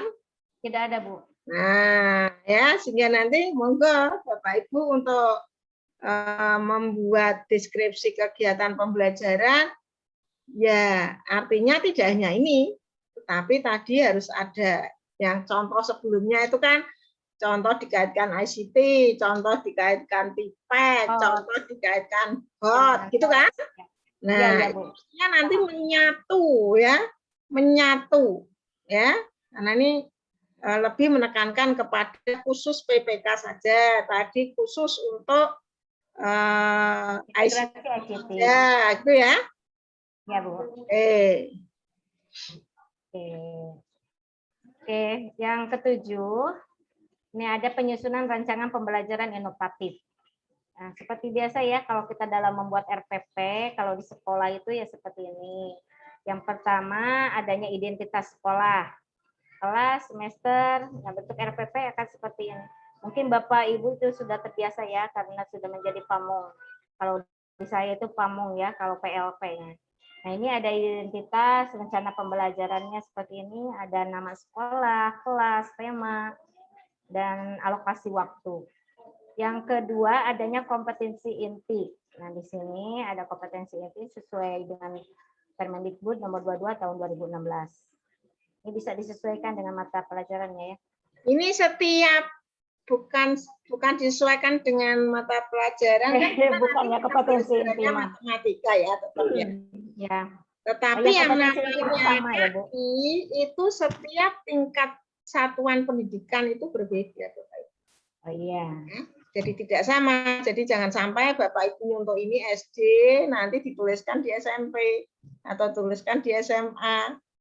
Karena KI setiap satuan pendidikan itu berbeda. Ya, dan Bapak Ibu harus lihatnya di kurikulum.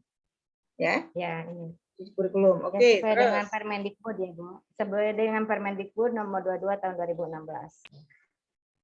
Oke, yang selanjutnya ada kompetensi dasar. Ada yang baru, Bapak Ibu. Yang baru apa? Ada yang baru, KD yang terbaru. Nomor berapa KD yang terbaru? Itu kan contoh yang lama. KD yang terbaru nomor berapa, Bapak Ibu? Nomor 2013. 20. Nomor berapa? Monggo, silakan dijawab. Bapak Ibu gawennya bimbing mahasiswa loh, ya. Bimbing mahasiswa harus ngerti loh, ya. Ayo. Nomor berapa yang terbaru, KD yang terbaru? Ada KD yang terbaru, tidak 2016. 2018, Bapak Ibu. Ada pembaruan 2018. Nomornya berapa? Nomor 20, Bu. 37, Bu. Ya, nomor 37, Bapak Ibu, ya. Jadi harus perso ya. Jangan sampai nanti Bapak Ibu bimbing mahasiswanya tetap nganggu KD 2216, tidak sesuai lagi dengan sekolahnya. Ya. Nah, jadi monggo didalami ya kurikulum 2013-nya dengan permen-permen terbarunya. Yang lama dan yang baru. Ya. Jadi jangan sampai Bapak Ibu memberikan ke mahasiswanya yang lama, sementara di sekolahnya menggunakan yang baru. Ya, jadi enggak klop. Itu Bapak Ibu ya. Oke, ini kan sekedar contoh ya. Jadi ini sekedar contoh. Jadi itu. Jadi jangan sampai Bapak Ibu tidak besok ya. Oke, terus lanjutannya apa Bu? Oke, selanjutnya kompetensi dasar dan indikator pencapaian atau lebih ke KD dan IPK ya. Penulisannya KD dan IPK. Nanti Bapak Ibu membuatnya indikator pencapaian kompetensi, silahkan nanti melihat di buku yang saya bagi itu bagaimana membuat IPK yang baik, yang benar, unsur-unsurnya apa saja yang ada di buku pembelajaran inovasi hot itu ya. Nah, Oke, ini siap, Bu. jauh berbeda ini dengan contoh ini mungkin saja tidak sesuai dengan buku yang baru yang 2018 ya. Jadi nanti Ya, harus ini di cross check. Oke. Ini sesuai dengan modul 4 Bu semuanya. Ya, tapi kan modul 4 tetap kita sebagai pembaca itu ya harus melihat perkembangannya ya. Jadi nanti kalau memberikan ke mahasiswa ya tentunya jangan persis seperti ini, tidak ada perubahan, ada perubahan yang baru. Ya, ini adalah contoh yang lama, contoh yang baru seperti ini. Gitu ya Bapak Ibu ya.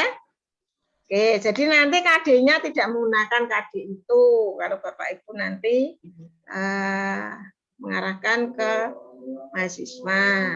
Tapi dari PPG pengalaman kemarin SMK yang ada di Indonesia bagian sana ya. Kalau di Jawa Tengah itu sudah menggunakan untuk SMK itu yang baru, tetapi di luar sana ternyata masih menggunakan yang lama. Nah, saya berikan yang baru kami tidak menggunakan itu katanya. Ya. Nah, itu kan bergantung kecepatan ya, kecepatan informasi itu untuk diterapkan Bapak Ibu. Ya. Nah, jadi seperti itu. Oke, monggo, terusnya apa, Bu? Oke, ini masih banyak ya. Oh, masih banyak. Oke, ini unsur inovatif HOTS yang bisa diintegrasikan ya. Disesuaikan dengan penjelasan sebelumnya. Ini bahasa ini kan pembuatan IPK toh. Ini bagaimana membuat IPK yang harus ada hotnya, IPK yang harus ada apanya, Monggo nanti Bapak Ibu sambil melihat buku pedoman pembelajaran yang apa itu? Berpikir tingkat tinggi ya. Ya, HOTS. Nanti dibandingkan ya. Kan itu juga sudah saya berikan ya. Bapak Ibu membandingkan. Apa bedanya pembuatan IPK yang ada di modul ini dengan yang ada di buku yang saya berikan. Sama atau yang sana lebih lengkap atau yang sini lebih lengkap. Nah, monggo. Nah, sehingga nanti Bapak Ibu pada saat membuat ya tidak mengatakan begini, saya sudah mengikuti buku modul 4. Ya jangan begitu. Ya. Nah, jadi Ibu membuatnya, Bapak Ibu membuatnya yang merujuk dari berbagai tadi, mana yang menunjukkan paling begitu ya. Nah, ini dalam membuat itu kan nah, ini tadi apa? Ini apa, Bu? Ini tujuan pembelajaran, Bu. Nah, ini tujuan pembelajaran. Monggo ini apakah ini yang lengkap ya.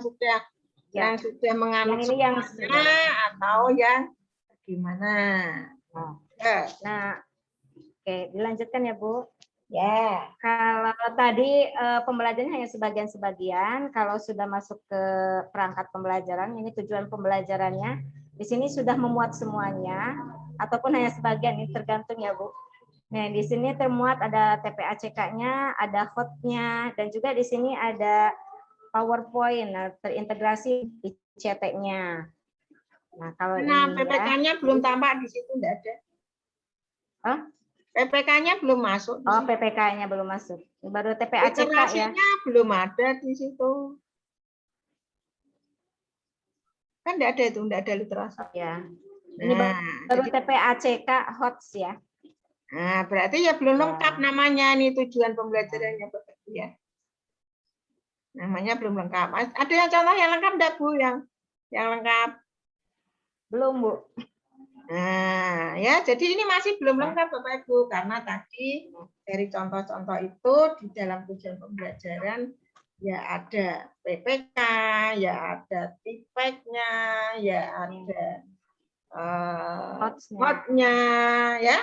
Nah, monggo nanti diterapkan pada saat mengembangkan perancangan perangkat pembelajaran. Oke Bu, terus Bu. Pembelajaran. Oke, ini. Oke, penguatan pendidikan karakter. Ini dalam penguatan pendidikan karakter yang sudah disebutkan.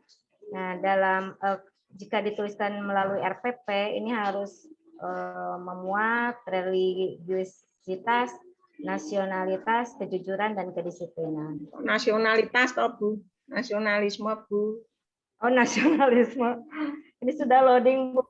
Ya, nasionalisme. Ada 5 ya. PPK-nya ada 5. Religius, ya. Nasionalisme, kedisiplinan. Ini masih ada, belum ada nih. Apa ya? Satu lagi. Apa ya, Bu? Integritasnya mana? Oh, Ini iya, belum iya. lengkap nih, kok baru 4, mestinya 5. Yang sekarang. Ini baru 4 Bu, adanya 5 loh Bu. Kemandirian. Satu lagi. Ya. Kurang ini ya. 5. Ya, nanti ditambah ya, Bu. 5. Ya, mestinya ditambahi sendiri. Dalam buku kurang. Ini ditambahi mestinya ada 5. Ngono toh Bu, Bu Sri. Ya. Ini sesuai dengan itu, Bu, sesuai dengan modul. Maaf. Ini S3 loh, S3 loh ya, S3 loh ya, bukan S2 loh ya. Ya, Kalau Bu. S2 ya tak maklum ya, S2 ya. S3 kan lebih ke pengembangan diri ya. Ah, monggo ya. Ini enggak cocok nih, maksudnya ada 5. Oke, terus Bu. Oke. Oke, materi pembelajaran. Dalam materi pembelajaran, materi reguler, remedia, dan materi pengayaan. Oke. Ya, terus saja. Aja ya. Dalam model ya, ada model, ada pendekatan, ada metode pembelajaran. Di mana dalam model itu bisa misalkan kita mengenal modelnya dengan STAD, pendekatannya misalkan dengan saintifik atau dengan TPACK, atau metodenya bisa dengan tanya jawab, diskusi, permainan, penugasan, ataupun dengan yang lainnya. Oke, selanjutnya media dan bahan. Nah, ini media bisa dengan rekaman, atau bisa dengan video, atau bisa dengan model gambar. Sekarang saya tanya ya. Tahu aslinya tak tanya ya. Untuk membuat perangkat pembelajaran yang terkait dengan RPP secara kurikulum, kita itu mengacu kepada apa? Urut-urutannya. Kan tidak boleh sembarangan. Ya. Karena kurikulum pasti ada panduan yang harus diikuti oleh pengguna, kan gitu ya. Nah, mengikuti permen mana? Ini tadi ada urut-urutan media, ada urut-urutan materi. Terus berikutnya apa, Bu? Setelah media, Bu? Bahan. Ada bahan, ada sumber belajar. Terus ada langkah-langkah pembelajaran. KBM-nya, setelah KBM-nya apa, Bu? Oh, ini kegiatan inti. Ya, setelah KBM-nya apa? Ada Kita lihat penilaian. keseluruhan. Ada penilaian. Ya, jadi yang terakhir penilaian. Penilaian meliputi apa saja ada di buku tadi yang saya berikan Bapak Ibu. Ya. Nanti ada di nilai sikapnya, pengetahuannya, keterampilan. ya. Nah, sekarang Ya. ini tadi mengikuti apa ya kita untuk membuat urut-urutan di dalam perangkat atau RPP tadi. Nah, enggak. Silakan dijawab. Mengikuti aturan mana? Apa sembarangan urutannya? Saya senangku. Nah, bagaimana? Nah, enggak Bapak Ibu. Dikeataskan Bu Sri, dikeataskan Bu Sri. Keataskan tadi loh, urutan tadi loh Bu Sri. Tadi kan disampaikan Bu Sri membuat RPP tadi ya. Yang pertama tadi harus ada tingkat satuan pendidikan, ada jumlah alokasi waktu sampai kepada urut-urutan ini tadi. Ya, itu harus mengikuti apa Bapak Ibu? Ini dalam membuat RPP harus mengikuti apa? Permen berapa? Permen 14, Bu. Permen 14 tahun 2019 Apa isinya? Permen 14. tentang format RPP 1 lembar. Itu kan yang 1 lembar. Ini kan yang tidak 1 lembar ya. Nah, yang tidak 1 lembar ngikuti yang mana? Permen mana?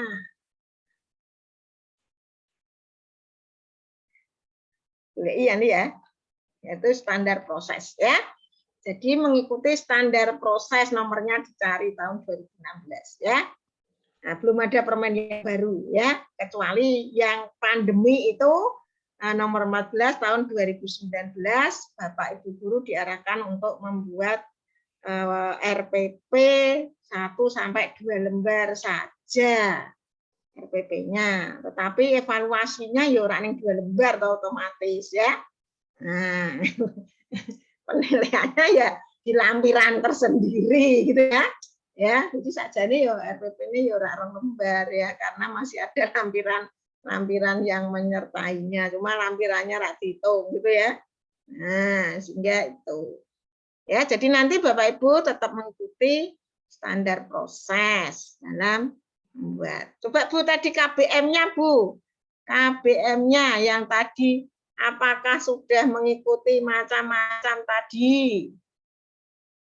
KBM tadi lebih lah, tapi milik rakyat Ibu. Tidak bisa dibesarkan ya. Tidak bisa dibesarkan ya. Karena di sniping ya sama Ibu ya. Sniping ini. Di sniping ambilnya. Tadi apa? Tidak bisa dibesarkan ini kan. Tidak bisa dibesarkan ya Bu? Tidak bisa ya? Tidak bisa. Bisa. Coba dibesarkan lagi. Bisa.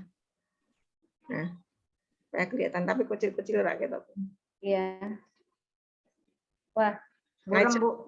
Ya nggak bisa, kecil dibesarkan ya sama aja. Sama aja Bu. Nggak bisa.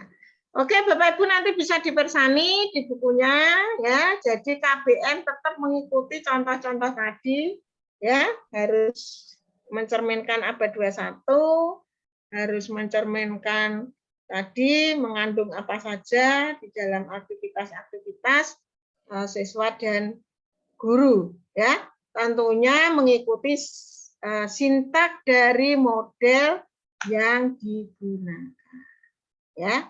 Nah, jadi itu sudah yang disampaikan Bu Sri ya.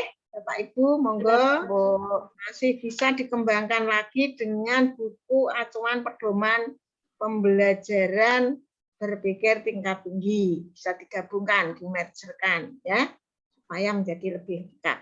Berikutnya monggo Pak Gun menyampaikan, ini rada suwe ya kuliahnya. Wis jam Terima kasih. dulu ya, apa wis disudahi? Terus kan minggu depan. Ya minggu depan aja Bu. Terima Anut Sudah habis, wae. Waktunya sudah habis. Ya, dilanjutkan minggu depan. Nggih, Bu. Oke, wis 2 jam ya. 2 jam lumayan ya. Ternyata tidak terasa 2 jam. Ya. Bu Emi semangatnya luar biasa. Aduh, Bu Emi, saya Ya. salut dengan Ibu. Ya, harus begini. Gimana lagi kalau tidak begini dong? Ya. Nah, harus tetap semangat. Bapak Ibu juga harus tetap semangat ya, menyelesaikan tugasnya. Ya, dan Ya, baik. terima kasih Bu motivasinya. Mohon Oke, maaf Bapak kalau Ibu, kami oke. masih kurang Bu. Apa nih? Mohon maaf Ilmu jika kami kami masih kurang pengetahuannya. Ya, enggak apa-apa. Mari lebih kita belajar jauh, Bu. sama-sama. Ya. Jadi, Gitu. itu tadi ya, kenapa Bapak Ibu saya arahkan ke sini juga? Ya, karena Bapak Ibu kan dosen, gitu ya.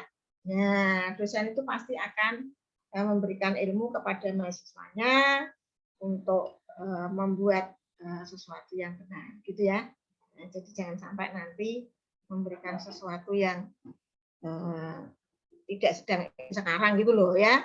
Nah, jadi pendidikan itu kan selalu berkembang ya, selalu berkembang. Jadi ada selalu informasi baru yang memang perlu disampaikan kepada anak-anak. Minggu depan tuh jadwalnya UTS ya saja nih. Jadwal UTS. Terus Bapak Ibu sudah sampai mana kerjaannya yang harus artikel submit tagihannya? Mempersiapkan Submit di mana? itu belum Bu, karena kami kan belum ke lapangan, jadi belum memperoleh hasil. Jadi baru kalau artikel kemarin kan kami sudah menyusun proposal, sehingga untuk latar belakang dan metodenya sudah. Jadi hasilnya belum karena memang belum dilakukan eksperimen di sekolah atau di kampus, gitu. Tapi dalam Bapak Ibu menyusun instrumen, mestinya instrumennya dibuat sesuai teori-teori yang sudah kita dapatkan. Jadi kan mestinya ada RPP-nya. Karena di sekolah toh. Nah, semua di sekolah toh. Nah, jadi Di ada kampus, Bu. Di kampus. Oh, di kampus ya. Saya di Kampus, tapi nanti tetap ada tugas yang untuk itu di sekolah karena Bapak Ibu Oh, nggih, Bu. di sini skop yang nanti digunakan Bapak Ibu untuk bekal Bapak Ibu memberi ilmu kepada mahasiswa gitu loh. Ya, berkaitan dengan model pembelajaran dan pembelajaran inovatif yang memang sekarang harus dilaksanakan di dalam kurikulum 2013 untuk di tingkat satuan pendidikan, bukan skopnya di perguruan tinggi ya. Nah, supaya mahasiswa Bapak Ibu pada saat akan PRP itu memiliki bekal yang sesuai situasi dan kondisi sekarang yang diharapkan oleh kurikulum oleh pemerintah. Jadi begitu, ya. Jadi walaupun Pak Gun mengambilnya nanti di perguruan tinggi, ya nanti di UTS itu harus membuat proyek yang tadi UTS-nya berarti mundur ya proyeknya ya. Nah, silakan nanti Bapak Ibu memilih satu KD, ini proyek ya. Memilih mengganti UTS-nya Bu Emi ya, mengganti UTS-nya Bu Emi. Ya. Memilih satu KD, monggo mau di SMP, mau di SMA, mau di SMK. Kalau berarti itu sudah penelitian di sekolah ya diambil saja instrumen yang langsung diterapkan di sekolah. Nah, tapi kalau yang di perguruan tinggi Pak Gun ya harus menetapkan mana yang harus diambil. Ada yang di sekolah siapa lagi selain Bu Ratri? Nah, Bu Yeni langsung mengambil materi yang menjadi topik diambil di dalam penelitiannya. Pak Sugianto, di mana? Di mahasiswa apa di sekolah? Pak Sugianto. Saya di sekolah, Bu. Nah, berarti disesuaikan. Bu Sri, sekolah apa di mahasiswa? Sekolah Bu di SMP. Nah, silakan itu nanti menjadi pengganti UTS-nya Bu Emi, ya. Tapi harus dibuat betul-betul sesuai teoritik, sesuai teori tadi yang daki tadi, yang contohnya tidak matematika ya. Kan tadi contohnya tidak matematika kabeh, gitu. Nah, bagaimana Bapak Ibu menerapkannya ke dalam matematika, gitu ya. Oke, aku nih cerita terus ora rampung gitu tak tutup ya. Sampai di sini Bapak Ibu, terima kasih. Monggo ditutup dengan doa. Oke. Alhamdulillah, marilah kita tutup perkuliahan hari ini dengan berdoa bersama. Berdoa dimulai.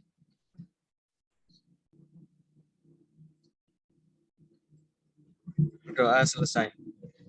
Ya, terima kasih Bapak Ibu, tetap semangat, semoga sehat selalu dan bahagia ya. Terima Nuhun, Bu. kasih, Bu. Oke, terima kasih. Saya akhiri. Assalamualaikum warahmatullahi wabarakatuh. Waalaikumsalam Assalamualaikum warahmatullahi wabarakatuh. Sehat terus, Bu. warahmatullahi wabarakatuh.